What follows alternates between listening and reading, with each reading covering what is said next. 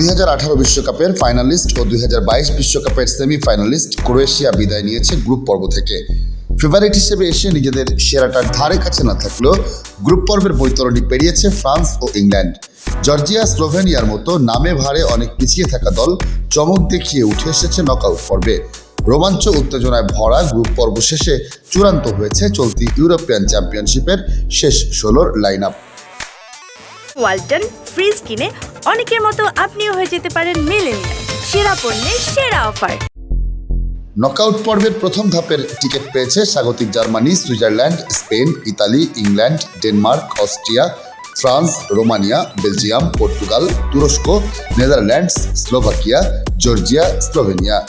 Quarter ফাইনালে ওঠার প্রথম লড়াইয়ে আগামী শনিবার এ গ্রুপের রানার্স আপ সুইজারল্যান্ড খেলবে বি গ্রুপের রানার্স আপ ইতালির বিপক্ষে। ম্যাচটি শুরু হবে বাংলাদেশ সময় রাত 10টায়। শনিবার বাংলাদেশ সময় রাত 1টায় এ গ্রুপের সেরা জার্মানি খেলবে সি গ্রুপের রানার্স আপ ডেনমার্কের বিপক্ষে। সি গ্রুপের সেরা ইংল্যান্ড লড়বে স্লোভাকিয়ার বিপক্ষে। এই ম্যাচটি হবে আগামী রোববার বাংলাদেশ সময় রাত 10টায়। 3 ম্যাচের একটিতেও সেরা অবস্থায় দেখা যায়নি ইংল্যান্ডকে। গ্যারেথ সাউথগেটের দল গোল করতে পেরেছে মাত্র 2টি। রোববার বাংলাদেশ সময় রাত 1টায় বি গ্রুপের চ্যাম্পিয়ন স্পেন খেলবে জর্জিয়ার বিপক্ষে। চলতি আসরে একমাত্র দল হিসেবে গ্রুপ পর্বে 3 ম্যাচের সবগুলো জিতেছে 3বারের ইউরোপ জয়ী স্পেন। সবচেয়ে বড় চমক দেখিয়েছে জর্জিয়া।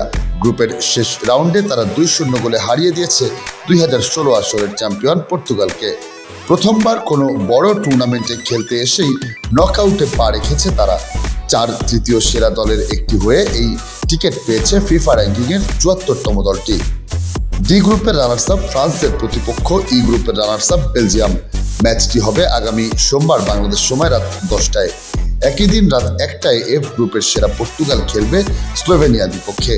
4 তৃতীয় সেরা দলের একটি হিসেবে নকআউটে উঠেছে স্লোভেনিয়া। ই গ্রুপের সেরা রোমানিয়া লড়বে 4 তৃতীয় সেরা দলের একটি নেদারল্যান্ডসের বিপক্ষে।